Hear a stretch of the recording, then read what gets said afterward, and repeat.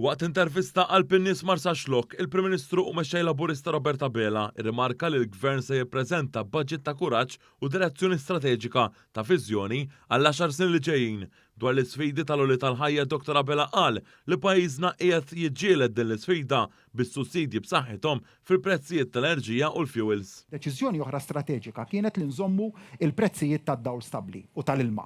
Immaġina kieku dan il-pajjiż għamel kif għamlu pajjiżi oħrajn u ħalla is-suq tad-dawl jerfa' rasu kif refa' rasu f'pajjiżi oħrajn, kemm kien ikollna pressjoni ta' inflazzjoni ġewwa pajjiżna li min kien se jerfaħħa l-aktar.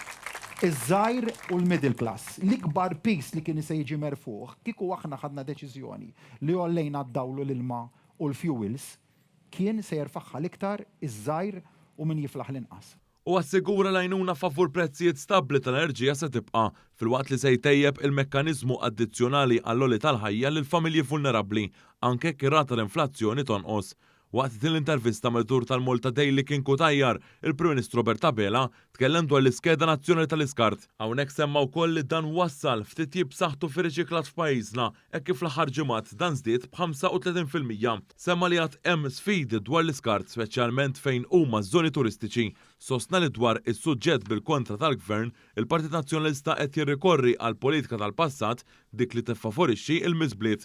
Dan filwaqt li Gvern Laburista qed jaħdem favur ekonomija ċirkolari u semma l-impjant tal-waste to energy li jfisser li l-iskart se jinbidel f'riżorsa. Dr. Bela irrimarka wkoll li taħt dan il-Gvern miżbliet tal-passat inbidlu fi spazji għal familji fosthom bitfulija u l-qorti mfawdex. Tul l-intervista il-Prim Ministru ġie mistoqsi wkoll dwar il-ħaddiema barranin f'pajjiżna u hawn ukoll kellu aħbarijiet importanti dwar it-temping agencies, l-aġenzija li jġibu l-ħaddiema barranin jaħdmu f'pajjiżna. Bħalissa propju qed ninsabu fil-proċess li jiġi abbozzat qafas regolatorju ġdid għal dawn it-temping agencies. X'inhuma temping agencies? Huma dawk l-aġenziji meħtieġa għal pajjiż għaliex jipprovdu riżorsa umana li hija imprezzabbli għal pajjiż, imma meta jaħdmu bil-qies u fl-isfond ta' qafas regolatorju li huwa wieħed robust. Sostna l-aġenziji Jobs Plus u Identity Malta għaddejjem bix-xogħol biex jaraw li ħaddiema barranin ikunu f'xogħlijiet li hemm nuqqas ta' ħaddiema fihom, dan anke biex iwarrab sitwazzjoni ta' ingaġġ bla doċċ u bla rażan ta' ħaddiema barranin u fejn mhux meħtieġ.